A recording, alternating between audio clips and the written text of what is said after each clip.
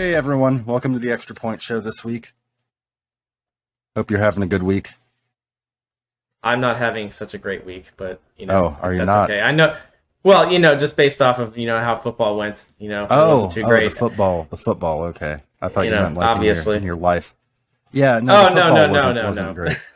Okay, well that's Well, for you yeah. it was. You got the win, so that's great news. And we're on a Yeah, loss yeah. I week, mean, but the first. I mean, it's kind of a bittersweet win, which we'll talk about more. Obviously, fucking Trey's ankle snapping yeah, like a goddamn fucking pretzel wasn't ideal. But he'll be back. no, He's expected to return by next season. But yeah, I mean, we'll just start by talking about just real briefly some of the games. It was a less crazy week of football, I think, than the first week. I mean, we had a lot of crazy kicking stuff go on week one, obviously with the yeah. missed field That goals. Like it overtime seems like game half, was nuts. yeah, Bengals Steelers, and then obviously the Colts Texans one where Rodrigo Blankenship got released, and it ended up in a Yeah, tie because he couldn't make the field goal. So just some weird stuff going on. So this week, let's see here. Let me pull up the sheet here. Okay.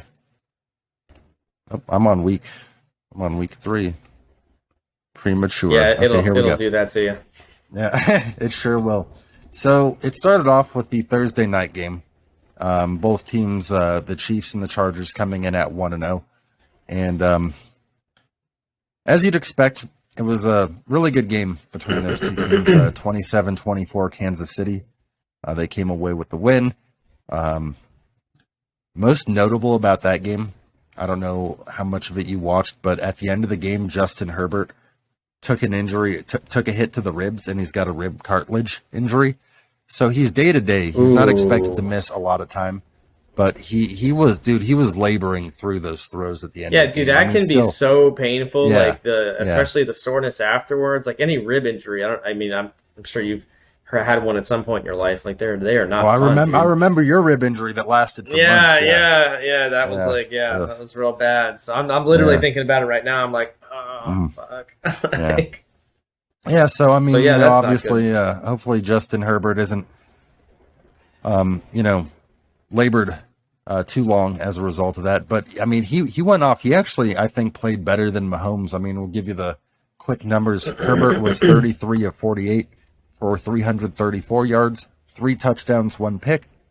Mahomes 24 of 35, 235 yards, and 2 touchdowns, no picks. That obviously after Patrick threw 5 touchdowns week 1, so he's got 7 on the season. Chiefs held Eckler in check to only 39 yards rushing. Edwards-Helaire had 74 yards rushing on the ground. Mike Williams had a good game, 8 catches for 113 yards. Since he really had to step up since Keenan Allen was out. DeAndre Carter, former Washington player, 3 catches, 55 yards. Kelsey pretty much held in check with 5 for 51.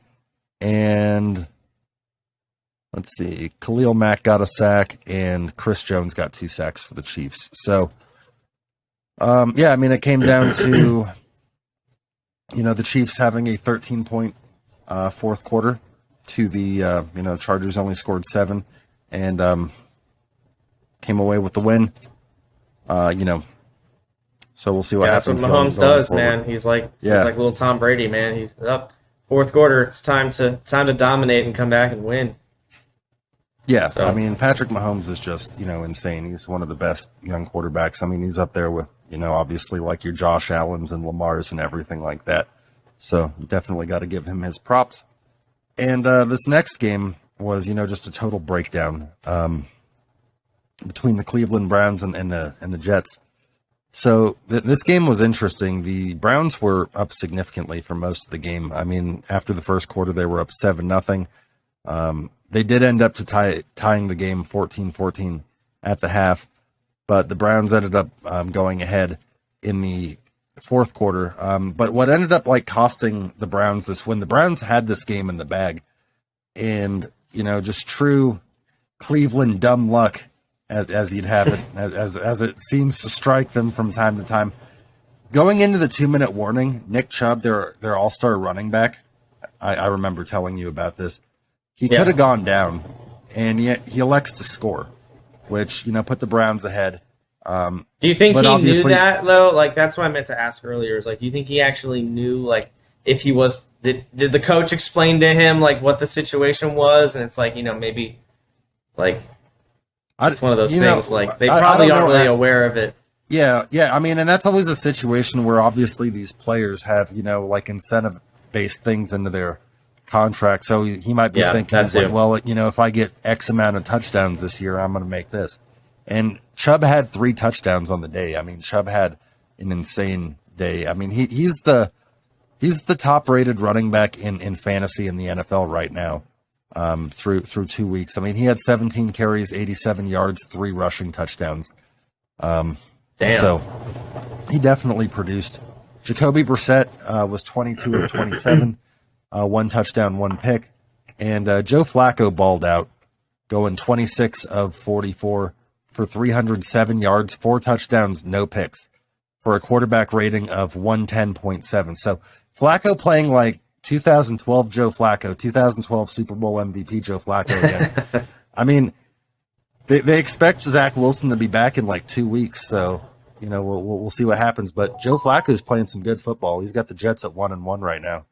Yeah, that's going to depend on how Joe Flacco plays the next 2 weeks. I imagine if he does this for another 2 weeks, and they might just be like, "Well, Zach, let's just give you another couple weeks to heal up and see how this." Yeah, just make sure that he's fully 100%. It's like, we're not gonna rush it. Yeah, we don't want to risk it. You're the future, man. You're the future. Joe's old, but if he's balling out, we might just let him do that. Yeah. In addition to the Jets obviously getting their first win of the season, as Browns owner Jimmy Haslam was walking off the field, we'll put the video up right now as well. But, I mean, he immediately walked off the field as soon as the touchdown was scored. Like, he didn't wait to see if there was, like, a flag thrown or anything. Like, he booked it off the field immediately. And as he's leaving, one of the Browns fans proceeds to chuck a water bottle at him and hit the man in the leg. And he as you can see in the video, he starts, like, pointing up into the crowd. And, I guess they based on video, identified the fan, and they've banned him for life from Browns games. So on the that's sad. Yeah, no more Browns games for him. on the memorable debut of Brownie the Elf in Cleveland, the return of Brownie the Elf. Owner Jimmy Haslam was struck with a water bottle. You thought that the Browns name was already like really, really weird and didn't make any sense. And then they want to top it. They come out with this. Oh, Brownie the Elf. Look at Brownie the Elf, which I read. I read the thing you sent me, and there's some history to it. All right, fine, but like, goddamn, really, guys? Well, we talked about it the other day. We're like, what is the history? And then I asked Flynn. And Flynn, he actually did know. He sent me that, so I was like, okay, good. Well, I figured if anybody isn't he a knew, Browns fan? Is that of course? Yeah, right. Okay. He's been tortured by this bullshit forever, and he thought they were going to get the win. He thought the Browns were going to start 2-0 without their starting quarterback. He was all excited. I mean, obviously they've got the Steelers tomorrow night on Thursday Night Football, so hopefully they can come away with the win there. But the Browns have been, for the most part, playing pretty decent football. I mean, obviously their defense collapsed to Joe Flacco, but Joe Flacco's playing good, man. I mean, shit, he's turning back the clocks. He's turning back the clocks. He's the new Tom Brady. He's like little Tom Brady Jr. He's like, I'm coming back. I don't know about that. Obviously, it's a joke, but Oh, this next goddamn game. Although give him a few weeks. This next game. Yeah, I don't even want to. Well, we have to talk about it, boy. It's part of it. I know. It's all part of the game. I'll recap it real quick. The Commanders played one half of football is what happened. They did. Basically. And like that, usually you say that like, that means they did bad. This was the worst half of football I think I've seen in recent memory. Like, they did score 27 points in the second half, but I mean, Yes. The second half was actually really good, and Carson somehow, most of the yards that he threw for that day were in the second half. Like by the end of the second half, he had I'm pretty sure he was still under 100, and probably by a decent amount. The stat lines for everybody were pretty miserable in the first half. I remember looking at it, but I mean, Detroit's definitely a better team. I mean, Motor City Dan Campbell, he's got that team in his second year. He's got them improved. I mean, I don't think the Lions are a playoff team, but they're going to give some people some trouble this year for sure. I mean, they scored 35 against the Eagles. They scored 36 against you guys. So I mean, the Lions have an offense now behind old Jared Goff. Yeah, I mean, our Jared defense just. The Commanders' defense that didn't help. I mean, when you let him just walk down the field, that doesn't really Dude, they had like 200-something rushing yards by like halftime or some stupid shit. And I'm like, this is literally the worst thing I've seen, and I can't even remember anything worse than that. Other than like maybe Well, Alex remember Smith's we talked about they ran for like 180 in week 1 against the Eagles. So I mean, the Lions have been They use Jamal Williams and DeAndre Swift. They've got that 2 running back attack, and then they even had Craig Reynolds going a little bit in that game. But we'll talk more about that game. Oh, go ahead. Yeah. What were you gonna say? No, that's fine. Nothing. Yeah, you're right. Talk about it more in the Commanders segment.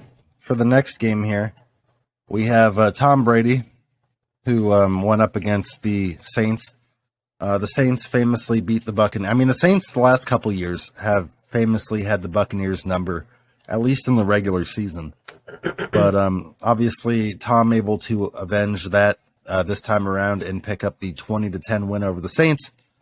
Obviously, this game, for a long time, not very exciting on the scoreboard. But, there was a lot of excitement in this game. What might not have been on the scoreboard, but there was a lot of excitement. Well, didn't the Bucs have 2 defensive touchdowns, which is where like most of their points came from?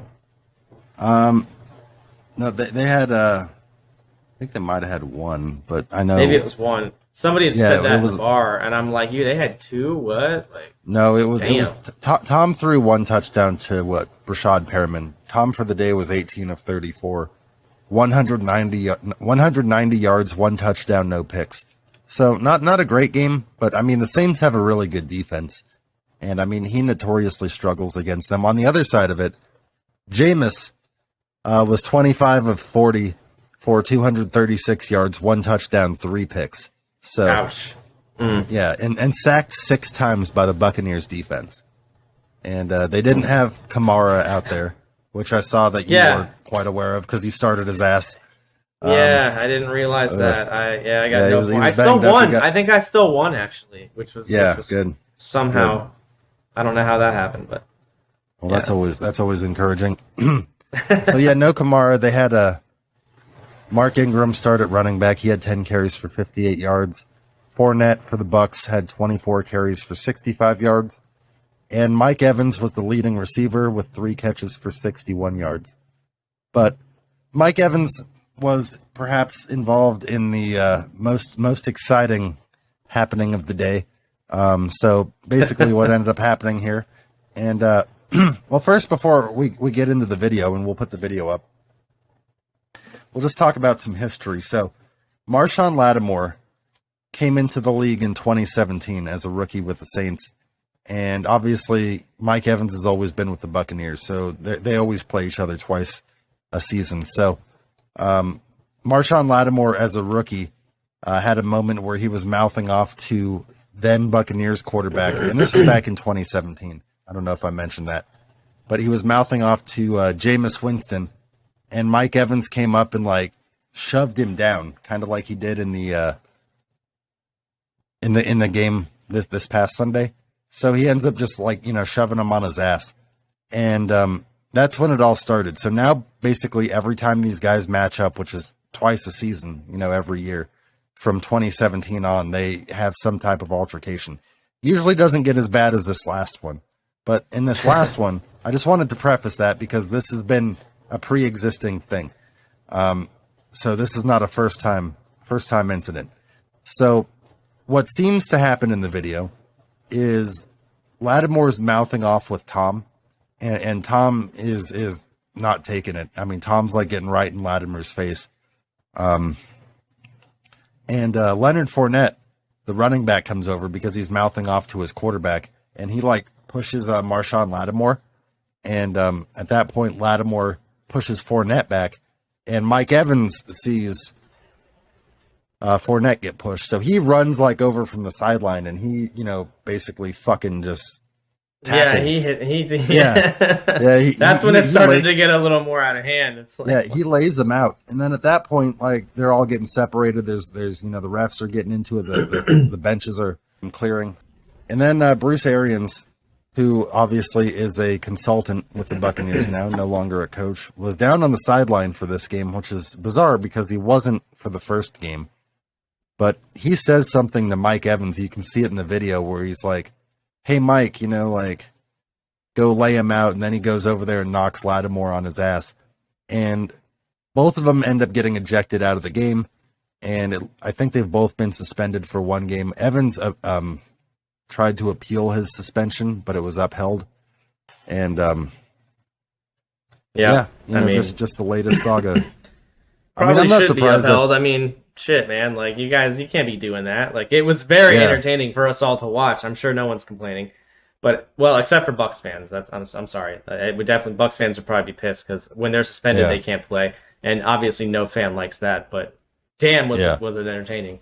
And he's going to be suspended for the upcoming game where they play the Green Bay Packers. So we got Tom and Aaron coming up this weekend. So that's going to be a hell of a game. Potentially the last time we'll ever get that matchup, since this is probably going to be Tom's last year. Probably will be the last time. Yeah, look at that. Oh man, Tom is definitely going to be gunning to win then, and he's going to be down some weapons. Ouch. Yeah. Well, we'll just throw this in while we're talking about all things Bucs. The Bucs did make a reinforcement move today, a roster move. Obviously, they're going to be without Mike Evans. Julio Jones didn't play in the last game, so they were down already one wide receiver. But they did sign Cole Beasley, who was one of the top remaining free agents. So he's on the practice squad right now. Former Buffalo Bill and Dallas Cowboy Cole Beasley. They expect to elevate him probably after he gets a few practices in under his belt. That seems like a smart move, honestly. He's been a good player at times in the past. So. Tom has worked the slot receiver. Very well in years past with like your Wes Welkers, your Danny Amendolas, all those types of guys. So and that's what Cole Beasley specializes in, all those slot. Edelman, right? Edelman, yeah. He's another slot receiver.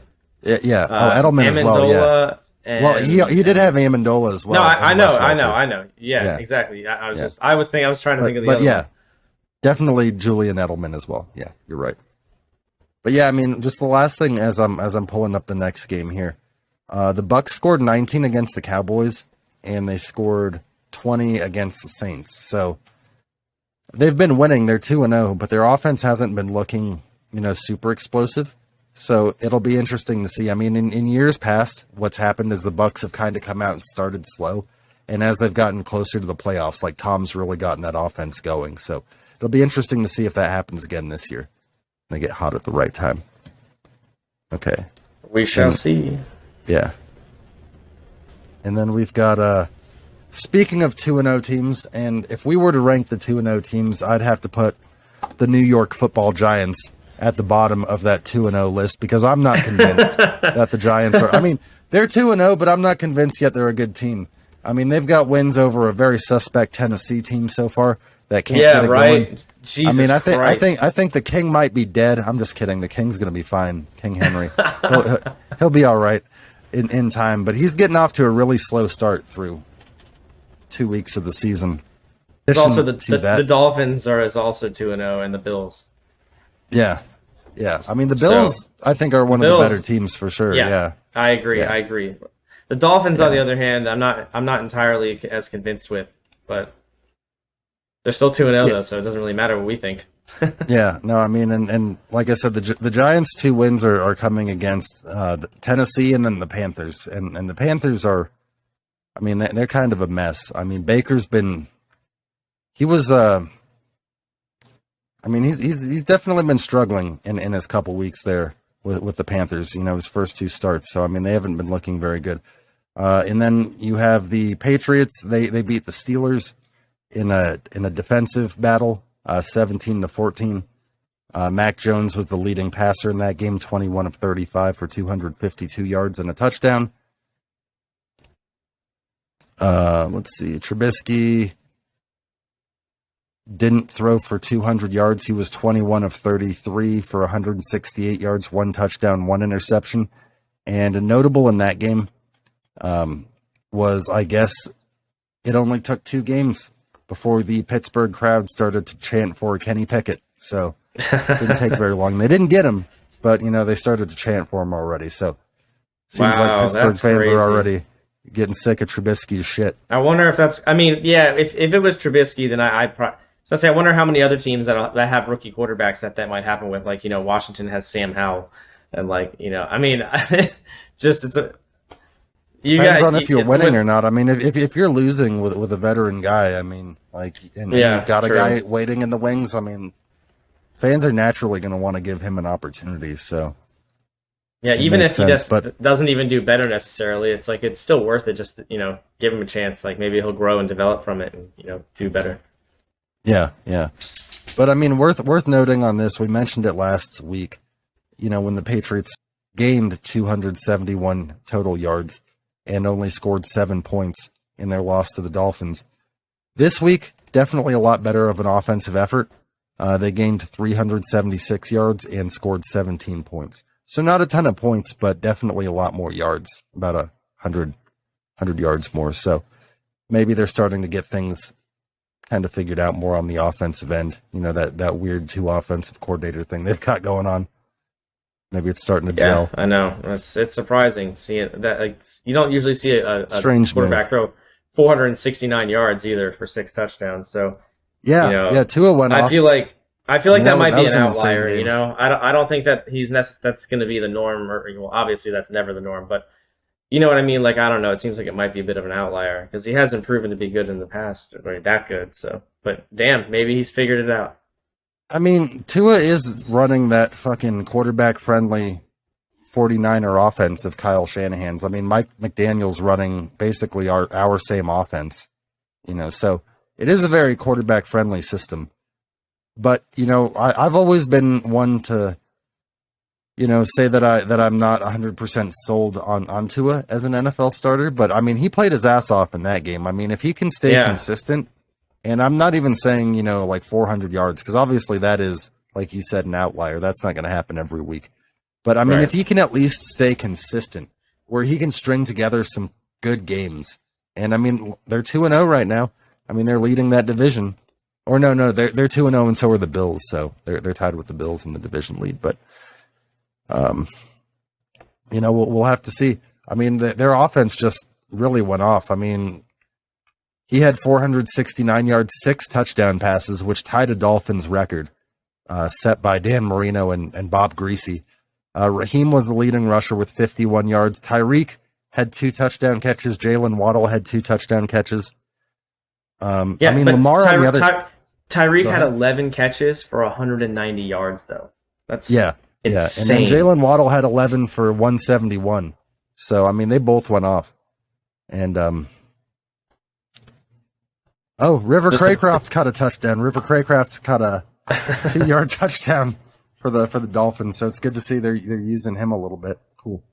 And then Lamar on the other side was 21 of 29 for 318 yards, 3 touchdowns, no picks.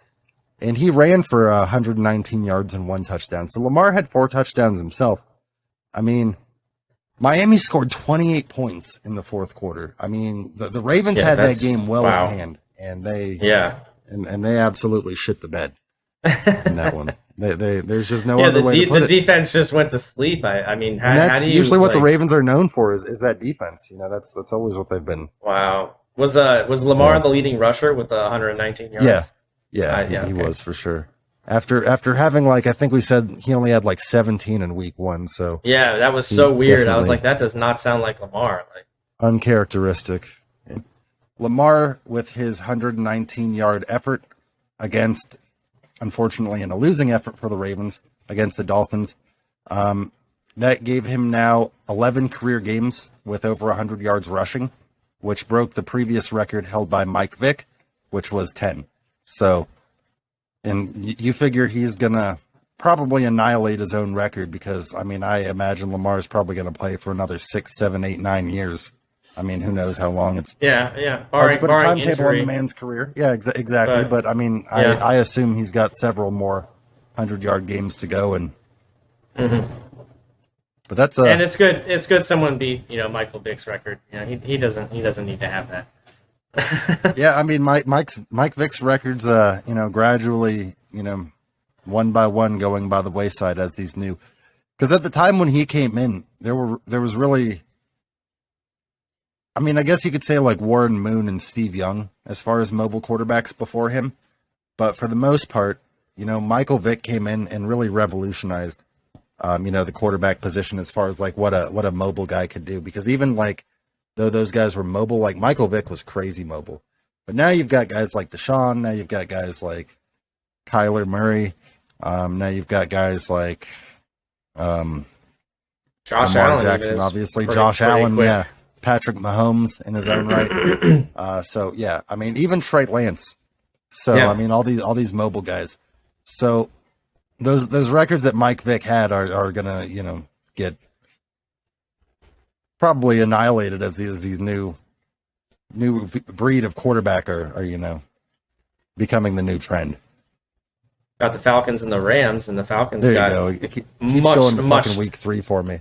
much closer than I expected Yeah. that game to be. 27 to 31. Rams winning, obviously, but Jesus Christ, 4-point spread.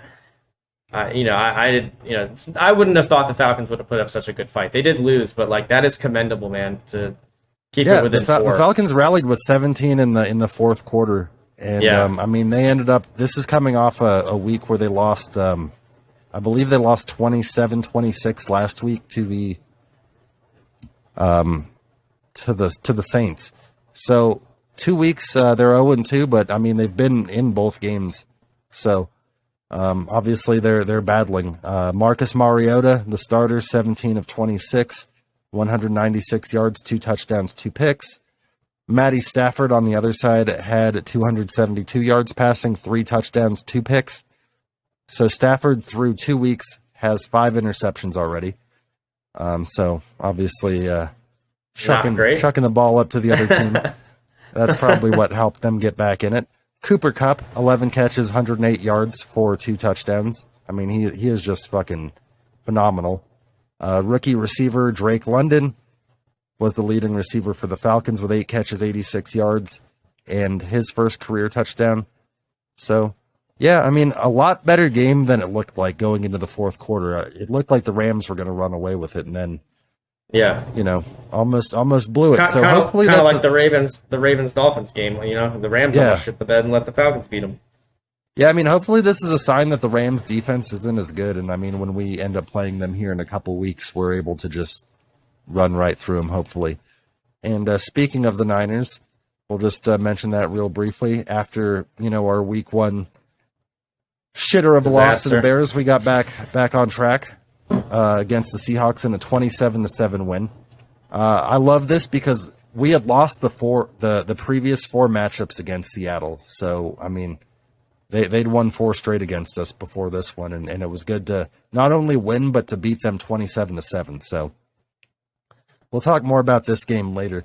Most notable about this was obviously Trey Lance breaking his ankle and Jimmy having to come in and rally the team, which he did admirably. And Jimmy, join us for Jimmy G, the return. Oh my God, like it's such a fucking brilliant. Like everybody in that building looks so smart for bringing him back now. Like I know, right? I'm sure everybody was thinking it was crazy when it happened. They're like, oh, why the fuck are they doing this? But this is why you do it. Because if we had Nate Sudfeld right now, our season would be over. But we've got a chance. Pretty much.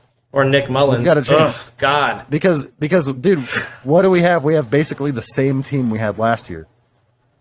Yeah. And that's a team that went to the NFC Championship game. So maybe they made Jimmy's shoulder stronger with surgery. I mean, we can hope. Maybe he can throw it a little deeper down the field now. He was fucking uncorking the ball pretty good. Did you see like his first couple throws? Like he went down the field immediately to Ross Dwelly on like the second drive for a touchdown. Yeah. And it's almost like he wanted to prove the critics wrong. He's like, "Oh, I can't throw deep. Kiss my ass." So that was pretty good. Definitely. The next game here is unfortunate because the Cowboys got themselves a win with Dak Prescott down What's with going on the with the hand fucking injury. Bengals, dude? Like this is a Super Bowl team last year, and they're I don't 0-2. get it. Like Joe They're Burrow, 0-2. like what are you doing to me, man? Joseph, I needed you to the win truth. that. I needed you to win that damn game. I already got the Eagles and the Giants at 2-0. Like you could have at least just made the. God damn it! I cannot believe that shit. And 20 to 17. He rallied them. Cooper Rush, them. I mean, man. he had him. He had him in. I mean, they were down 14, or they were down 17-3 at the half. Yeah, it was bad at the half. He got him back in it, but yeah, Cooper Rush. I mean, officially now 2-0 as a starter, which is crazy. I mean, proving that his win ridiculous last year against Minnesota was not just a fluke. But I mean, I'm gonna point this out though. Like this has to be mentioned. The Bengals offensive line's a joke, dude. 7 sacks given up week 1 against Pittsburgh. 6 sacks surrendered to Dallas. 2 going to Micah Parsons, who now has 4 sacks through 2 weeks. So Joe Burrow's been sacked 13 times in 2 weeks. In an offensive line that they spent a lot of money on that offensive line, dude. And that's 13 times? 13 times in 2 weeks. I did not know that. Holy shit. That's got to play a role in why they're losing. They can't get their protection right. I mean, their protection is a joke. And especially, one of the things that Dallas does well, especially with Micah Parsons, is they get after the quarterback very well. I mean, Micah Parsons is very good. Oh, yeah, Micah Parsons is extremely good. Hayden Hutchinson also looks extremely good after that damn game. I will say, Aiden Hutchinson, the 2nd overall pick, probably should have been the 1st overall pick after that game. I mean, with his 3-sack performance, but we'll mention that later. But yeah, the Bengals have a chance to get on track though this week. They play the Jets, although the Jets are proving to not be an easy out with Joe Flacco in there. So I mean, Flacco's thrown it about 50 times for about 300 yards every week. So. Definitely got to be aware of that. This one's kind of funny because Jim Irsay, Colts owner, he went out and he shit all over Carson. You know, he went and he took a shit all over Carson and he sent Carson packing. And he was so convinced that team was going to be better with Matty Ryan. And I have nothing against Matt Ryan. I think Matt Ryan's been a good player in this league for a long time. But Matt Ryan's old. Matt Ryan's old. Not everybody can play quarterback in their late 30s and 40s like Tom Brady could, and I think, I think sometimes we take that for granted when we see Tom Brady. You think that everybody can just play to 45, and that is obviously not the case. Yeah, this one makes me feel a lot better about the win that we got last week against the Jaguars because it was 28-22. You know, it was close, and they beat the Colts 24-0. So. So they're an improved team as well. Like you said, like with the Lions. Doug Peterson's a good coach. I mean, we saw he won a Super Bowl in Philly. I mean, I've always thought Doug Peterson was a pretty good coach. Oh my God, Matt Ryan, 16 of 30, 195 yards, no touchdowns, 3 picks. Oh my God, sacked 5 times. Jim Irsay would fire him right now if he could, probably. If he had anybody else. Shit. 0-24. Well, they do have Nick Foles as the backup. I will point that out. So I mean, if he does get too antsy, we might see some Nick Foles. We might see him. Yeah. But yeah, and then on the other side, young Trevor Lawrence, who is finally starting to live up to some of the hype. I mean, week 1 he had some good throws against Washington. He looked pretty good. This week, damn good game.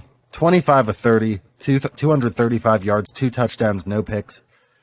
QBR of 95.3, quarterback rating of 121.5. I think that might be his best game he's had in the pros yet. Yeah, dude, that's a great young Trevor. Line. And with that kind of a score, 24-0, it's like, yeah, damn, good shit. They don't have a tough division. When you think about the Colts struggling out the gate, I mean, the toughest teams in that division last year were the Colts and the Titans. And the Titans are 0-2. And the Titans are looking shitty. And the Colts are 0-1 right now. So the Jags could win the division this year. I mean, if TL could keep this up, James Robinson and Travis Etienne. That would help my fantasy, I guess, if Etienne went off. Keep feeding Etienne. Yeah. Keep feeding him.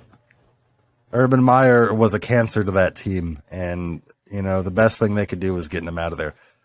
Okay, this next Agreed. one, there's not a lot of cooking going on in Denver, as the Broncos came away with a narrow 16-9 win over the Houston Texans, and maybe the Texans are better too. Now coached by Lovie Smith, a 3-time head coach. The Texans obviously gave the Colts a 20-20, tie in week 1. And then but then the Jags gave, crushed the Colts though, and then then they played the Broncos, who are a little bit a decent team, better team. Yeah, and they lost. So I don't know about say if they're a better team, but that's true. That's true. But the Broncos coming up with a narrow 16-9 win over the Houston Texans. Russell was heavily booed at one point in the game. He ended up finishing. His stat line didn't look as bad as it did at one point, but he was 14 of 31, 219 yards, 1 touchdown, 1 pick for a quarterback rating of 66.4. So, that's he hasn't bad. looked good. He didn't look good against Seattle, and he didn't look good against the Texans. He's not looked himself in these first 2 weeks. And he's got weapons. It's not a matter of him having to come into Denver and do it all himself. They've got a lot of weapons. He's got arguably the best receivers he's ever had with Cortland Sutton, Kendall Hinton, Jerry Jeudy. So they've got a lot of weapons. And then at receiver, they've got Melvin Gordon and Javonte Williams. So I don't know what the hell's going on with their offense. Russell probably just needs some time, I guess, maybe to get used to being on a new team. He was with Seattle for so long, so maybe it's some of that. It's just, they looked almost listless offensively at points in that game. They just really, the energy and enthusiasm just wasn't there. And obviously, this is after their week 1 loss, where Nathaniel Hackett, the rookie head coach, famously attempted the 64-yard field goal rather than attempting to go for it. But they did end up coming away with a week 2 win. And the Broncos are 1-1 in that division. Let's see here. In that AFC West division, which is going to be, hotly contested all season long. And then, speaking of breakdowns in games, we have the Cardinals-Raiders game. Looked like the Raiders had this game well in hand, up 23-7 going into the fourth quarter. Kyler, with some magic, rallied a 16-point fourth quarter. And did you end up seeing the 2-point conversion where it was like a 20-second long play? I don't think I did, no. Okay, so here I'll put it on the screen as well, but he ends up rolling out, and he's looking for a receiver. There's nobody there. He rolls all the way out and ends up running it in for the 2-point conversion. The whole play was 20 or 21 seconds long. Obviously, on a 2-point conversion, it's an untimed down. So there was but you could actually time the play, and that's how long it was. But it was one of the more crazy plays I've seen. Kyler, he didn't play well for them week 1. And I was about to text you and be like, Kyler is not earning that money at all through 2 weeks of the season because he looked bad. They were down, like I said, 23-7 going into the fourth quarter. And the Cardinals looked like they were going to start off 0-2. And, he led the comeback, ended up forcing the tie at 23-23. And in overtime, ended up coming away with the win. It was a 29-23 win. So the Cardinals are 1-1. The Las Vegas Raiders now fall to 0-2. So they are officially ranked last in that competitive AFC West, with the Broncos being 1-1, the Chargers 1-1, and the Chiefs 2-0. So let's see here. Most notable about that was right after the Cardinals scored the go-ahead touchdown in overtime, Kyler went over to the sideline where there were some fans, and he was celebrating with a Cardinals fan. And we'll put the video up, but he proceeded to get struck in the face by this guy here in the gray shirt. And there's been debate whether he was attempting a high five or whether it was an attempt to slap him. Obviously, the game was played in Las Vegas, So a lot of Raider fans there. And I love the lady in the background that's like the Raiders just lose the game via walk-off touchdown. And this lady's just screaming, Raiders! Like, man, that is loyalty to your team, if nothing else. I was like, man, you just lost. And, like, you got the opposing quarterback, like, right there. And she's just, just having the time of her life. But, all right, we'll take it. Jesus Christ. But, yeah, Kyler, of course, immediately freaks out and has his teammates run over and, try to, like, restrain him and, like, separate him. But, he is pressing charges against the fan. And, so... I mean, obviously, there's no place. Yeah, what a little. There's no place for that man. from the fan. Like, the fan needs to be kicked out. But like, well, I mean, if he you're was an just NFL going for player. a high five and it was an accident, and it's like, well, Yeah, I mean, it depends what it is. I mean, that makes you think if he did press charges that it probably didn't seem like an accident, but like, I don't know, like. I mean, the Cardinals came out with this video where they were like, you can tell by this angle that he's definitely like swinging, and like the guy's literally just like going like that. So it's like the Cardinals like act like they have definitive evidence though. I mean, and then after the game, I guess Kingsbury was asked about it, and he's like, he should be kicked out of the game, and I think he said he should be fired, which I don't know, like from his job. I was like, what are you talking about, Kingsbury? Yeah, what like, the fuck? But yeah, anyway, thinking it's one of his staff or something. Like, hey, just fire him.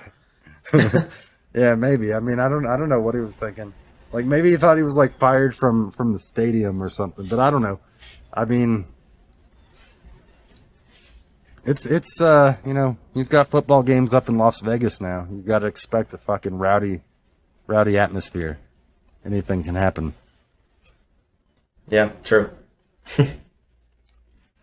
And then let's see here. I know there's only a couple more left. Yeah, the Packers are kind of back on regular form, beating the Bears 27-10. Well, that's what Aaron owns the Bears. I mean, we know that he's got stock in the Bears. Yeah. And they needed that after last week's just awful display of football. I mean, Aaron had a decent game, not great, but 19. Well, in terms of his percentage, good. 19 for 25, 234 yards with 2 touchdowns. He did enough. Yeah. He did enough, I would say. And 19 for 25. Aaron Jones had a great touchdowns. Game. Yeah.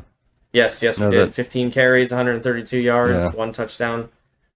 That got somebody some good fantasy points, I'm sure. Yeah, I'm sure. I don't have him, but it wasn't me. Yeah, me either.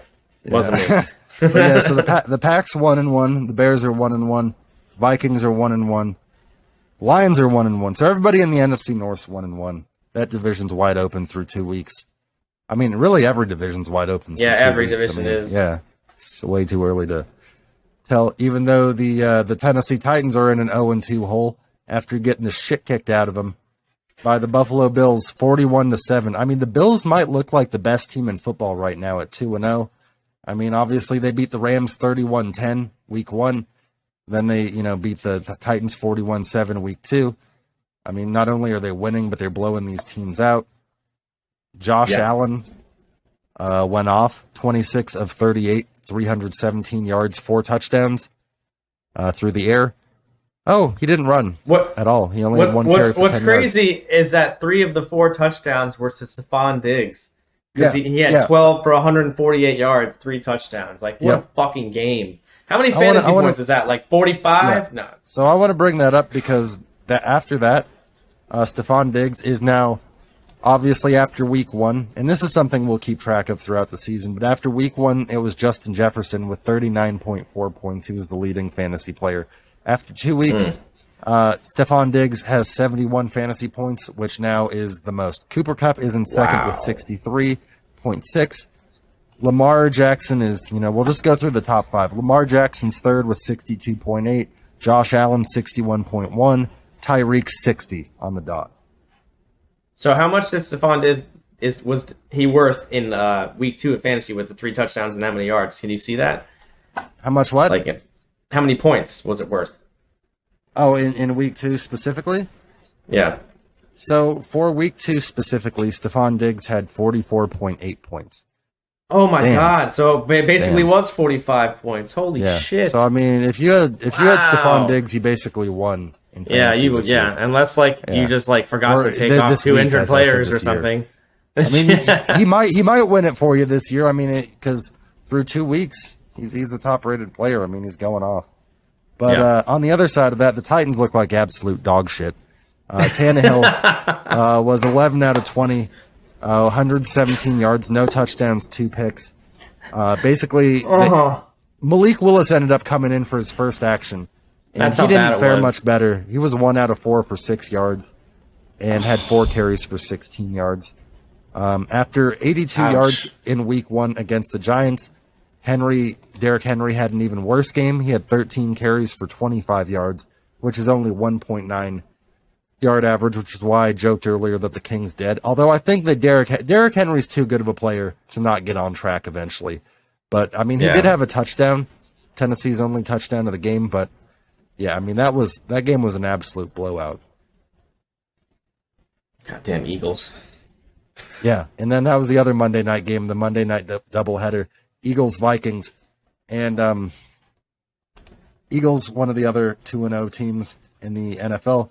Vikings, as we mentioned a little bit earlier, 1-1. Kirk Cousins shit in the bed, as he often does in this setting, and I'll explain that in a second. Going 27 of 46, 1 touchdown, 3 picks. Jalen Hurts has been consistent through 2 weeks. He was 26 of 31, which is actually really accurate. 1 touchdown, 1 pick. I know. And you guys have them next week, so that's I know. good. I know. That's great. Jalen also had 57 yards rushing and 2 rushing touchdowns. Damn, the Vikings only ran for 62 yards. They got killed on the ground, man. That's Kirk Cousins was the leading rusher for the Vikings with 20 yards. When Kirk Cousins runs for more yards than Dalvin Cook, you're not in for a good game. What is happening? Dalvin Cook needs to be fed. He's like your other than Justin Jefferson, he's your best offensive player. Yeah, definitely. But yeah, here's what I want to mention in this game real quick. So Kirk Cousins, you almost knew if you were betting money going into this game that you should have taken the Eagles. And the reason for that is Kirk Cousins, after his 26 of 40 or 27 of 26 three pick performance, Kirk Cousins officially dropped to 2-10 on Monday Night Football, which is the worst record in league history, according to NFL research. No quarterback has ever been worse on Monday Night Football than Kirk Cousins with a 2-10 record. That's why he's the king of choke artists, man. Like, yeah, Kirk Cousins is great in like the meaningless game that doesn't matter. But I mean, when the lights are their brightest, or when the playoffs are on the line or something, Kirk Cousins will throw 3 picks notoriously. Yeah, and then when it's like a game that's like the end of the season, they're not in the playoffs, he's going to throw for like 480 yards with like 6 touchdowns and just blow out some team. It's like, obviously not that much, but Jesus, like he has no ability to play under pressure, it seems like. He always falls apart. That was the main issue I always had with him. He looks good for a while, and then as soon as there's pressure, man, it's over, that's what dude. They do. They look good for a while, and then they don't. They look good until they don't. Yeah. Couple other quick things to mention for the week. 12-year cornerback Joe Hayden, who played 7 seasons in Cleveland with the Browns and 5 most recently with Pittsburgh, is officially retiring. He was also one of the free agents that we had listed a couple weeks ago when we went into the top free agents out there. He's electing to retire after not catching on with the team. He's a 3-time Pro Bowler in his career, and he elected to sign a 1-day contract and retire as a Brown. That's cool, I suppose. I mean, that's kind of a weird, 7 and 5 in 2 different cities. It's like, which one would he pick? But picking the one that he started with definitely makes sense. I was thinking about that too, because as I was reading about it, I was like, how do you pick? Do you pick Cleveland because you were there 2 years longer? But Cleveland is the team that drafted him, and a lot of times teams do that. That's what Frank Gore did. I mean, he ended up like signing with the Niners, even though he went to like Buffalo and the Jets and stuff afterwards. But more often than not, that team or a player will elect to retire on that 1-day contract with the team that drafted them. Obviously, Joe Hayden, no different, retiring as a Brown and doing that just 1 day prior to the Browns and Steelers Thursday night football matchup. So a matchup of his two former teams. So we'll have to see who wins that one.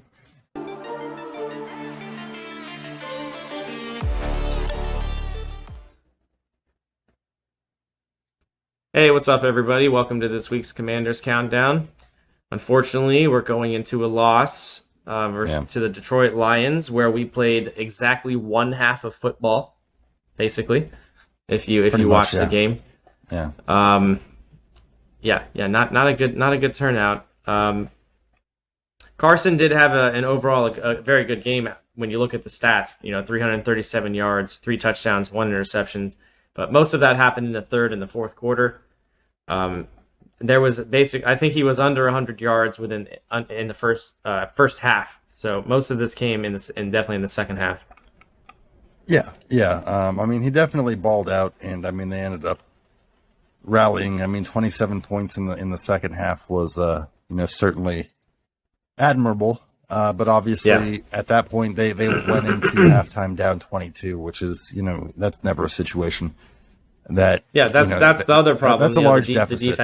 The defense. They completely gashed us with the run game. I was like 230 yards going into halftime. They had rushing on us, something like that. I'm generalizing, and those aren't exact numbers, but for the memory of watching the game for the day. The total yards. Detroit had 425 total yards, with 191 on the ground, 234 through the air. Washington had 396 yards, 308 through the yard, 308 through the air, and then 88 on the ground. So, both teams around 400 yards, and time of possession was slightly tilted in Washington's favor, 32 minutes to 28 minutes. But obviously, like you said, you guys really played a great second half. You guys outscored them 27-14 in the second half. If you guys really would have done pretty much anything in the first half, I know, right? That's that has to be probably the worst half of football I've seen from Washington in recent memory. I cannot think of one that has been that bad, where it was just every drive was. We didn't have a first down until I don't even know if it was in the first half. It may have been. I can't. There was that 56-14 game to Dallas last year when you guys had everybody out. I think that would have been. Yeah, but that's a bit different because everybody was out. That was a bad game. You're not wrong, but this game we had Curtis Samuel, not entirely. No, we don't have Chase Young. We're still missing people, not entirely full capacity, and no Cam Curl. But mostly we full capacity. Derek Forrest is showing up. We have the receiving core. We have. Receiving core once again, Carson spreading the ball around. Curtis Samuel was at the top with 7 for 78 with 1 touchdown. Terry had 4 for 75. Jahan had 4 for 59. JD 7 for 54. So and that's one thing I've noticed. Jahan has 3 touchdown catches in 2 weeks, so that's pretty good as well. Yeah, Jahan is going off. Absolutely. First seeing that pick, being a first-round pick, you weren't sure about it. But after seeing him play these first 2 games, I think we found the perfect pairing especially because Curtis Samuel is now actually looking good again. Watching him, breaking those ankles, oh my God, it was so great to actually see him out there and actually doing what we expected him to do. And then they started to get Logan Thomas on track. He's got 3 catches for 37 yards. So the nice thing now is he also got a touchdown as well. Yeah, that's true. And a lot of people have complained, I've seen, because Terry caught 2 passes and 2 passes, 1 touchdown in week 1. In this game, he only caught 4 passes. So I've seen a few people in some groups complain about Terry only having 6 catches and a touchdown through 2 games. But I think that's a great thing. And I'll tell you why, because through recent years, the offense has basically been force-fed through Terry, where, there's been no other option. So now, Terry's doing less work. And I know everybody wants to say he's getting the big contract, but Terry's always going to draw the coverage. This is allowing other guys like Curtis Samuel and Jahan and Logan Thomas to eat. I think it's going to be a good thing because now you've got other options. We've talked about this you and I have for years about how they need a complement to Terry. And now they have exactly. two. So, I mean, I would say, two. Yeah, you're right. Yeah. Yeah, three total. Yeah. They got three receivers that are just respect to Adam Humphries, but like they've really upgraded the position. I mean, like they have. I mean, the offense has definitely gotten as 28 points week 1, 27 points week 2. The offense isn't the issue here for sure. I mean, there's been issues on the defensive side. You can hope that those obviously get better over time. Well, I would say the offense, the in terms of like the point scorers isn't really the issue. It's the offensive line, if anything, that has issues, because the first half of this game where we didn't do anything, I think largely was because of that. Carson had no time. That's why when people want to sit there and shit on Carson, Carson's the reason Carson is not the reason we lost that game. Carson's the reason it was 27-36. After we didn't play 2 2 quarters of football. Yeah. So it's just, if you got to look and it's stats. Stats aren't everything, obviously, but you look at them, and I think he's second in yards now overall. In the league. He is. And the man got sacked 5 times as well. That's worth noting. Yeah. That's which is not great at all. That's three of them so. Coming from number 2 overall pick Aiden Hutchinson, who was looking like a fucking gem through the first 2 weeks of the season. They definitely made a solid pick with him. Yeah. But yeah, through 2 weeks of the season, Carson Wentz is he's got a quarterback rating of 100.3, 7 touchdowns, 3 picks, 650 yards passing. So, second in the league in passing yards. Yeah. So also, one thing well. I just remembered about this game. One thing that was really odd watching it. They went for 2 at one point where it literally made absolutely no sense. If they had kicked the extra point, we would have been within 7. And then Ron Rivera opts to go for 2, and they don't get it. So just some odd play calling by the coaching staff. And then also, I'm sure, as most people think, Jack Del Rio could be on his way out if the defense continues to look the way he's looked, or it's looked, these first 2 games. But Ron did comment and say it's too early in the season for any personnel changes. So that won't be coming anytime soon. I think maybe more around week 6 or after that, maybe earlier. But yeah. And I'm just taking a look at it right here just to see. It looks like they went for 2. It was 2 separate times. Is that correct? They got one and then they missed one. Well, they had to because after they missed the one, they had to go for it again. But yeah. So it's when they scored, and it was 21-29, and if they would have kicked the point, it would have made it 22-29. Right. So exactly. I see what you mean in the everybody was confused. The announcers were all like, "Well, I'm not really sure why they did that." So really odd choice of play calling there. And Ron Rivera getting a little suspect there, that's what happens when you take a night out on the river. Because that's his call. I mean, 2-point call is definitely his call. So. That's why they call him the riverboat, and he's just he's got to run his crazy shit. If he doesn't make a fucking ballsy play call or just crazy play call at least twice in a game, that was a bad fucking play call. Like absolutely, that was one of the worst I've seen. And then Joey Sly also missed an extra point, which is not good. But we do know that is his main kryptonite. So I wasn't entirely surprised. But yeah, I mean that wasn't. That wasn't great. I mean, Washington did get 3 sacks. I mean, Jamin Davis got a sack. I mean, he looks pretty good at times. I think they might need to they might need to move him somewhere else than linebacker because using him in a different way, I should say, not moving him in position. Yeah, I mean that could be having him rush more often and stuff like that. It seems like he excels more in other ways. Maybe even as like a stand-up, like edge rusher or something like that. They could use him or in some capacity. But yeah, I mean, he had a sack early on in the game. Deron Payne for the 2nd straight week had a sack. And then James Smith-Williams, who's been one of the guys filling in for Chase Young, had a sack. So Washington had 3 sacks. Detroit had 5. So protection definitely an issue for both sides. Also notable in this game, this is definitely something I wanted to bring up. Unfortunately, center Chase Roulier was injured. He suffered a knee injury in the game, and he's been placed on injured reserve. He's expected to miss the rest of the season. This is, of course, coming off of, his season was ended early last year and he had to go on injured reserve. I think he only played in like 8 games last year. So not what you want to see there. They did, as a corresponding move, sign center Nick Martin, who's presumably going to take over as the starting center now. Nick Martin is a 5-year veteran. He spent 4 years with the Houston Texans, and he spent last year with the Las Vegas Raiders. Yeah, we'll see how that move goes. I mean, we obviously need somebody, but that's not going to help at all. Not going to help the offense. Yeah, I mean, it's rough to lose him for the second straight season too. I mean, obviously, like I said, coming off an injury-shortened season last year. Definitely a bummer. Yes, it is.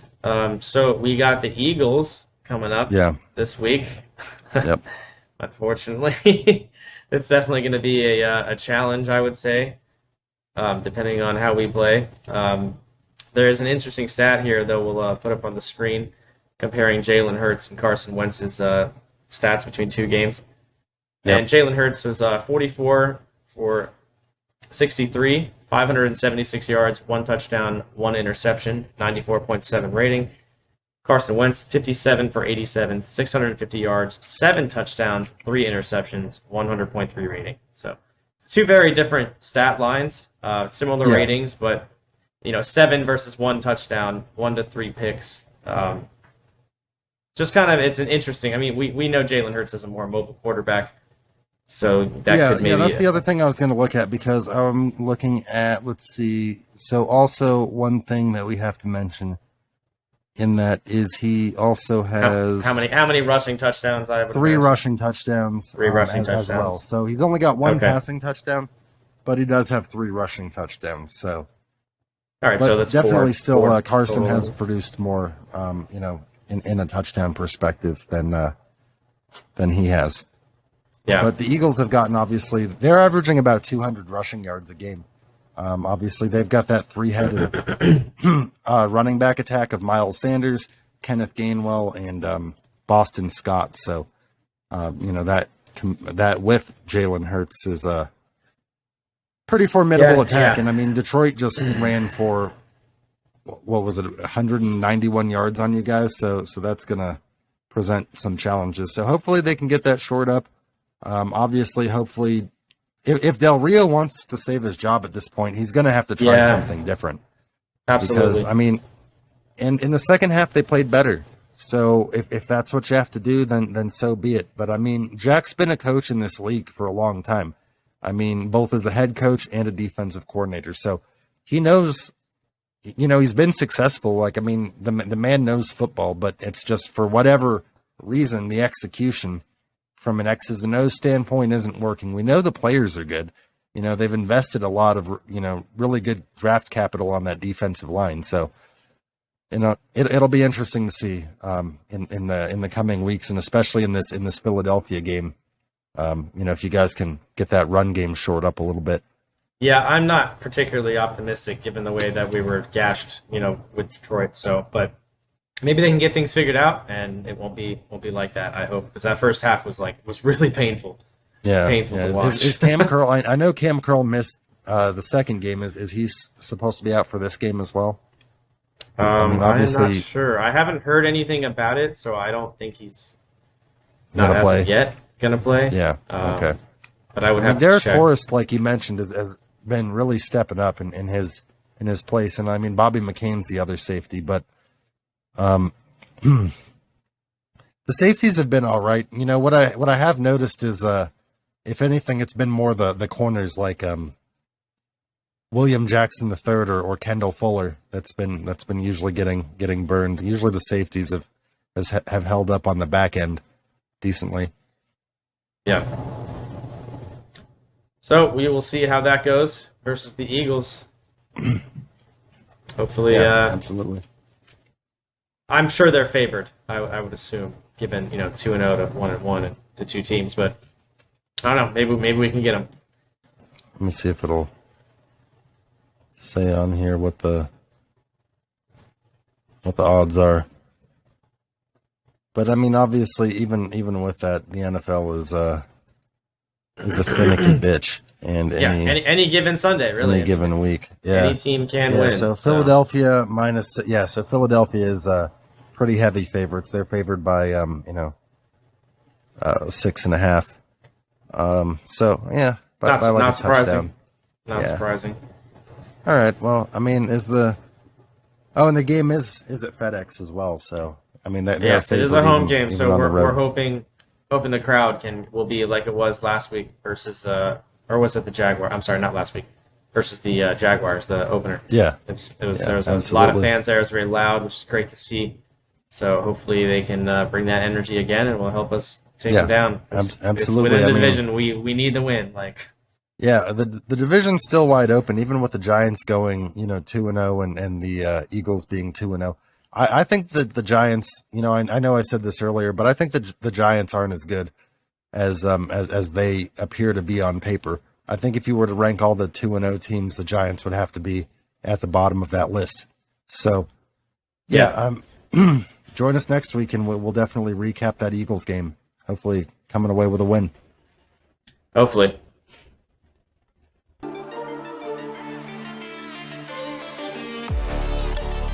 Hey, everybody. Welcome to the Niners news update this week. Coming off a big win over Seattle, 27-7. Thank the Lord. After a week. After what happened with Trey and week one, like you were gonna say, at least you came away with a nice 20-point victory, led by who know it other than Jimmy Jesus. Yeah, Jimmy Jesus resurrecting his career, and on the sideline, resurrecting his career when we needed him the most there. And obviously, this is why you keep him. Obviously, a lot of people question the decision to keep Jimmy and restructure his deal on that $6.5 million deal. I know that you can go back and watch any of the Niners news updates in the past, and I have said, and I think you said the same thing, that we didn't feel good about moving forward with Nate Sudfeld. In the event that this happened. So, obviously, let's get into that. Yeah, obviously, Trey broke an ankle. He had successful surgery. He is expected to make a full recovery, but he is going to miss the remainder of the 2022 season. Now, obviously, he was injured on the second drive of the game when we were in the red zone. He ended up, it was on a quarterback run. Debo had just taken a long run up the sideline for like 52 yards. And I think he ran on the quarterback option. The next play went right up the gut and ended up kind of getting stuck in a pile, and his ankle got twisted under him. And it broke. It wasn't a compound fracture, thank God, but still still bad, still season ending, but it's easier to come back from, I would imagine, than a compound fracture. Yeah. So Jimmy came in and ended up leading the charge. Obviously, he played from the second drive of the game on. The second drive that he was in there, we came away with a field goal and went up 6-0 on Seattle. And then on the next drive, Jimmy ends up hitting a nice deep throw to Ross Dwelly for a touchdown pass. And, really, at no point was Seattle really... they ended up scoring one touchdown all game, and it was on a blocked field goal in the third quarter of the game. Obviously, coming away that blocked field goal, though, that shit was nice. I gotta say. It was That nice. was, probably the one bright spot of the day for them, and, damn. That shit, I remember when I saw it, I was like, what? Yeah. He just got right in there and bounced perfectly in the guy's hands. I was like, oh, no, they're gonna get to return that shit.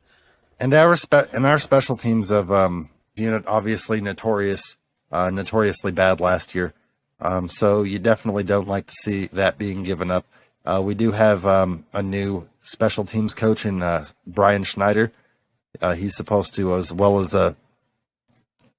I would say that particular, yes, it wasn't great, but that was the guy that blocked the kick. It was just great effort. The way he came off the line, dude. Oh my God. It was totally him alone. And then it got a good bounce, and that's I wouldn't say that like is anything on the special teams to say that there may not be they may not be very good again, but I think that was just a spectacular effort on their. Yeah, on I mean, their I think personally through the first 2 weeks of the season, that's one thing I was going to say. I think that the special teams have looked better than they did under Coach Hightower.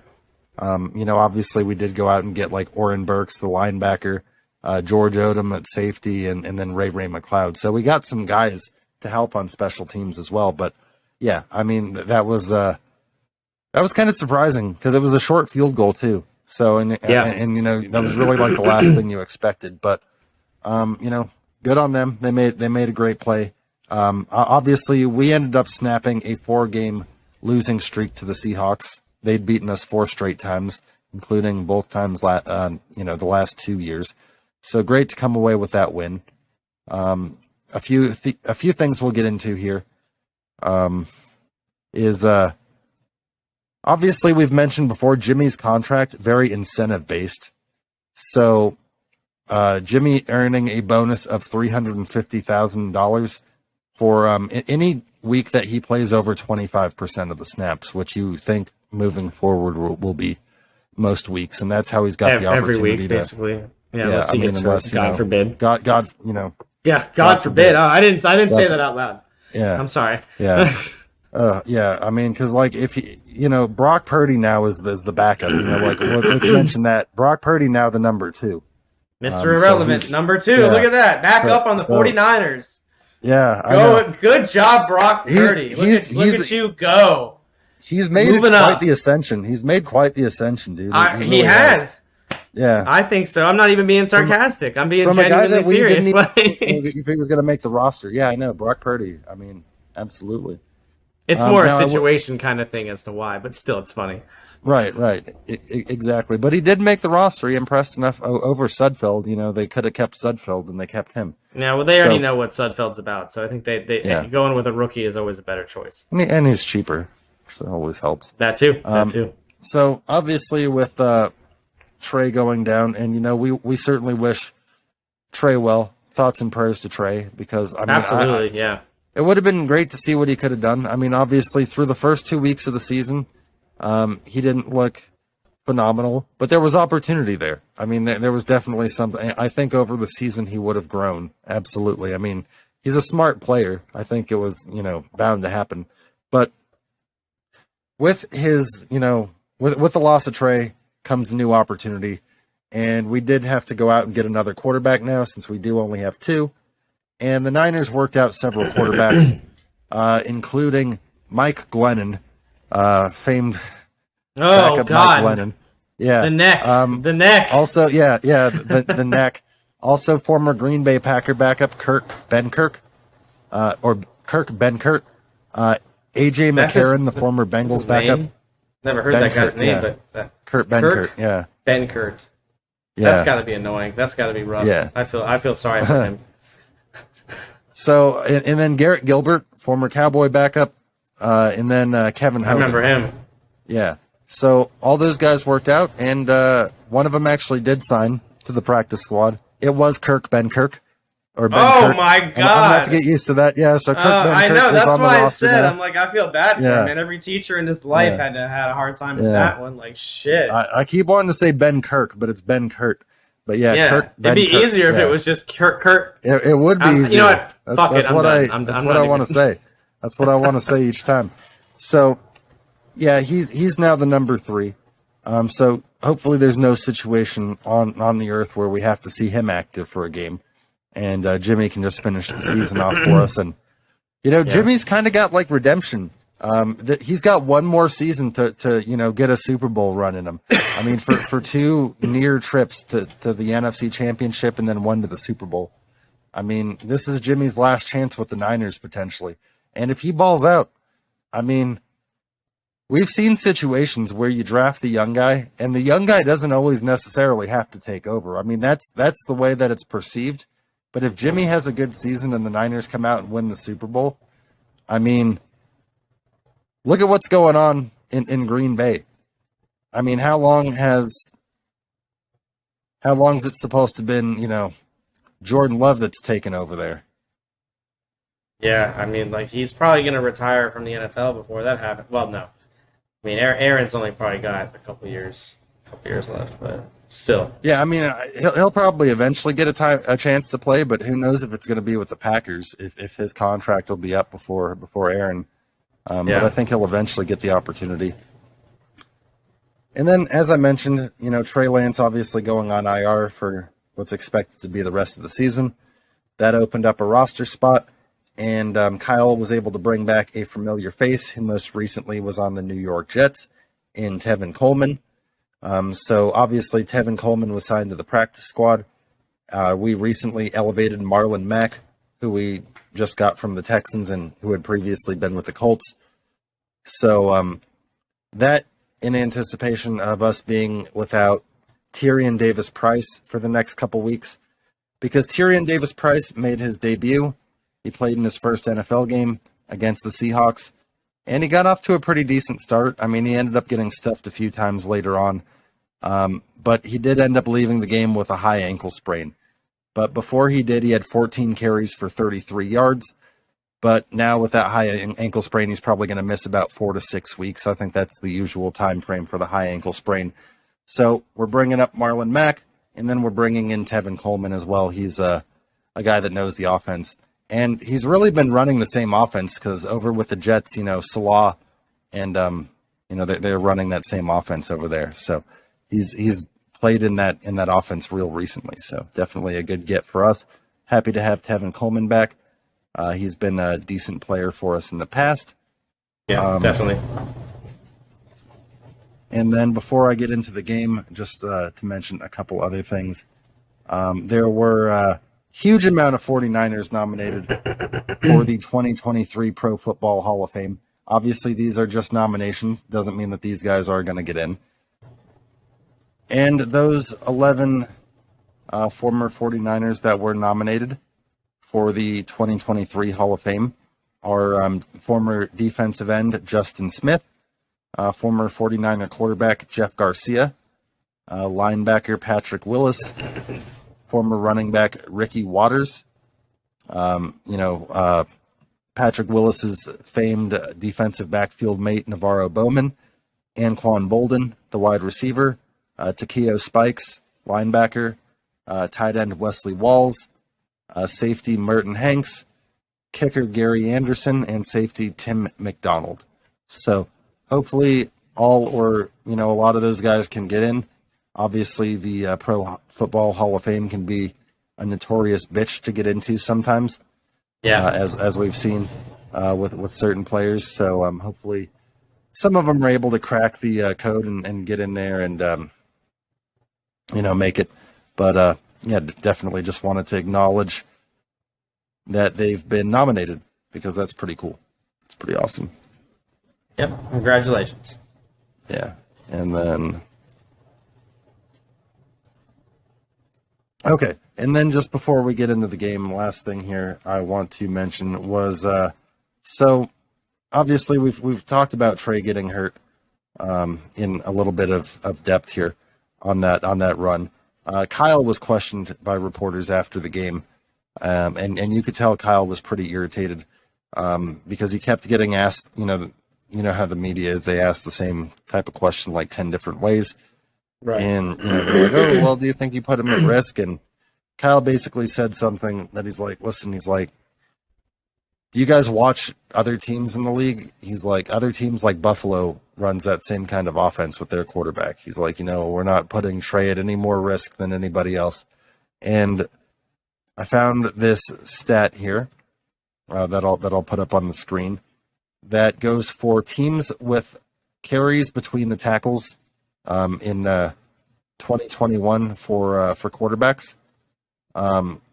So Josh Allen, who was the one that he referenced specifically, 64 out of 124 carries, which is about half, really just right about half, were between the tackles. Lamar Jackson, 68 out of 124, again about half. Jalen Hurts, 55 out of 132, a little under half. Kyler, 24 out of 73, so about a quarter. Or no, I'm sorry, 33%, I'd say, for Kyler. My bad. And then for Trey Lance, 19 out of 36. So really not anything that, he's right, not really doing anything. I mean, injuries happen in football. I mean, anything can happen at any point. And the way that he got twisted up on and kind of caught in the pile, it's not hard to see why his ankle snapped. I mean, it was a pretty rough injury. I mean, I know that we put a video up of that happening on the screen, but yeah, I mean, it's definitely not a situation where Kyle was putting him in any more harm's way than any other coach. But obviously, critical Niner fans were tweeting and trending with Fire Shanahan was something that was coming out on Sunday. So even though the Niners won, people were calling for Kyle's job. Dumb fans out there.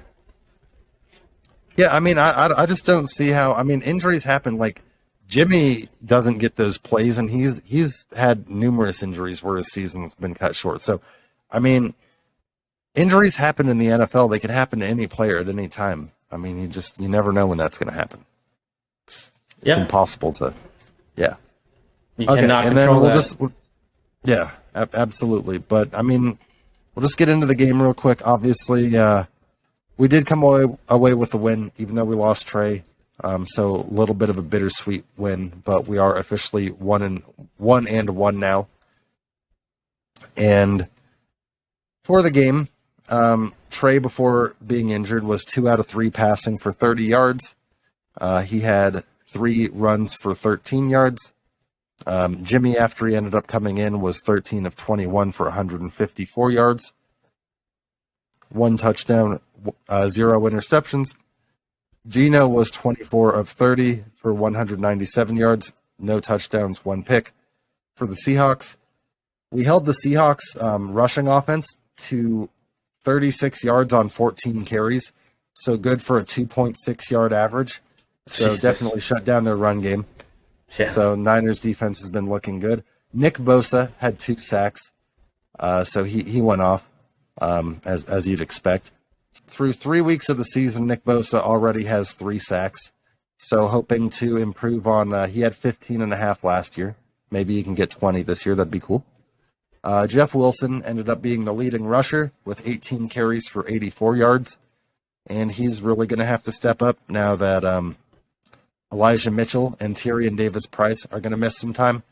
Obviously, we did mention Marlon Mack, and we also have Jordan Mason, and we brought in Tevin Coleman. So we do have other options, but at this point, hopefully we don't keep losing a running back a week, because that would fucking be disastrous. And I mean, we can't keep that up. I mean, that attrition rate is just too great if that were to happen.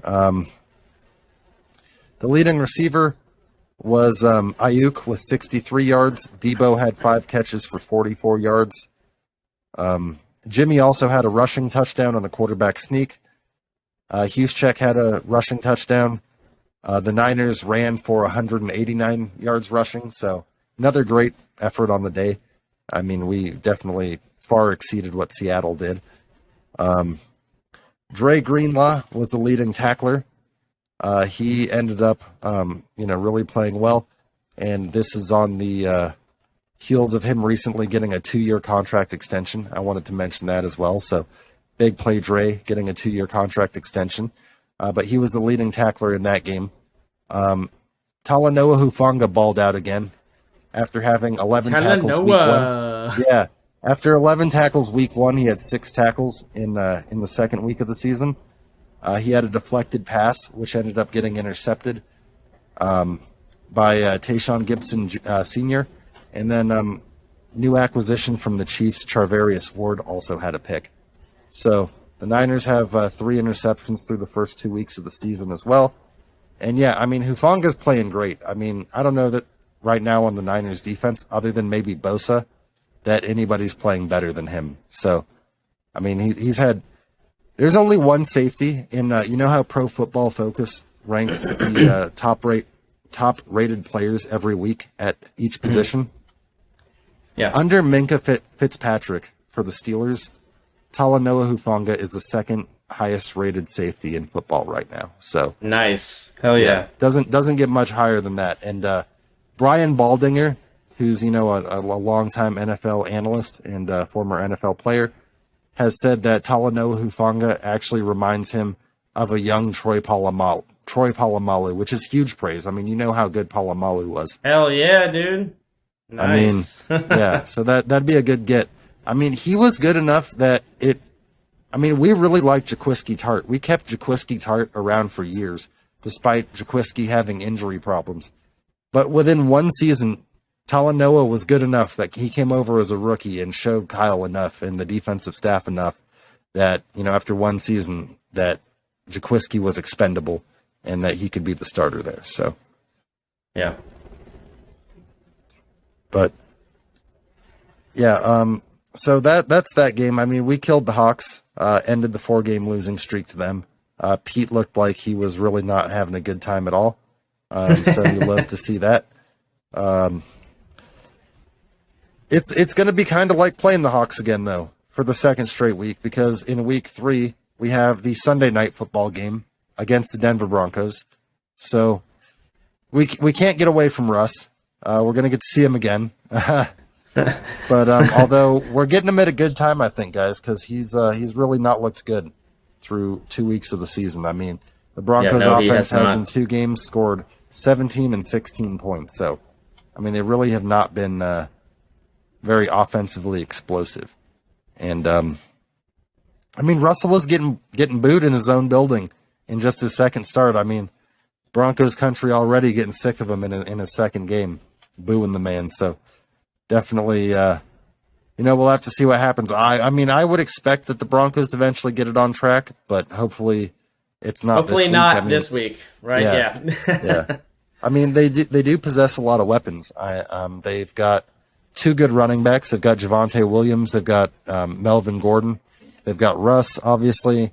And then they've got Cortland Sutton, Jerry Jeudy, and Kendall Hinton, who are good wide receivers. But Charvarius Ward's playing, lights out. I mean, he's allowed the lowest completion percentage since 2021 at 44.6%. Obviously, some of that going back to Kansas City and then 2 games with us. But him and Emmanuel Mosley balling out at corner. And especially, at some point we're supposed to get Jason Verrett back as well at corner. So hopefully that makes our good defense even better. But yeah, I mean, hopefully we can make it 2 in a row against Denver. Denver's got some weapons. Denver's got a good defense. They've got Bradley Chubb as a pass rusher. If the game comes down to a field goal, they've obviously got a very good field goal kicker in Brandon McManus. But, we've got Robbie, who's very good. Brandon McManus just has a little bit of a stronger leg. Robbie's just, Robbie's pretty solid inside 50. You can rely on that man most of the time.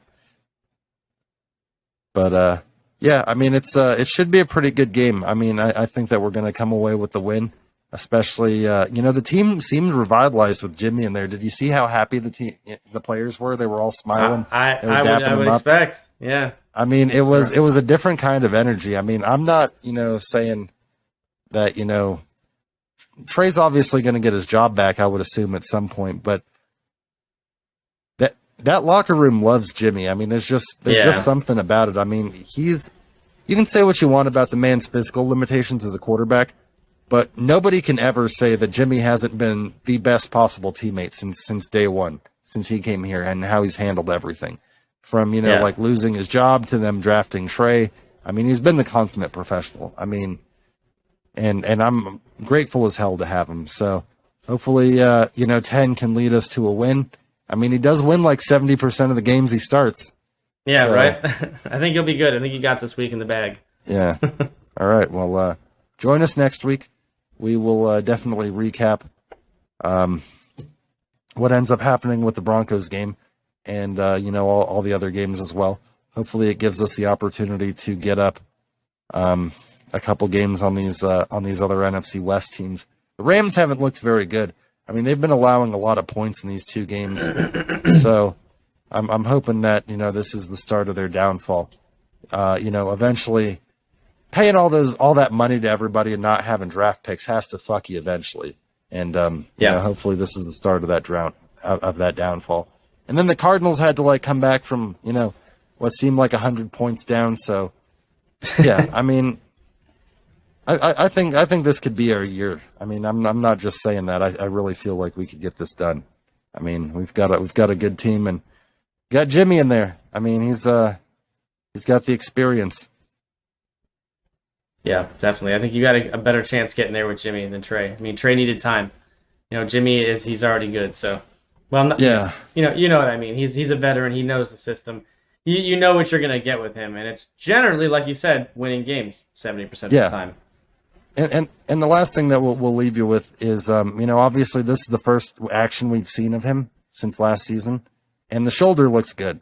I mean, the arm looked live. So yeah, I mean, no setbacks from what we can see. So let's go. Here we go, week 3. Hopefully we can come away with another win. But thanks for joining us this week. And that's going to do it for the Extra Point Show this week. Make sure that you subscribe if you're not already. It really helps us out and helps us grow. Give us a like as well. Absolutely. And if you're a Washington fan or a San Francisco fan, make sure to always check out the Commanders Countdown and the Niners News Update. Okay, well, thanks for joining us, and we'll see you all next week. See you next week.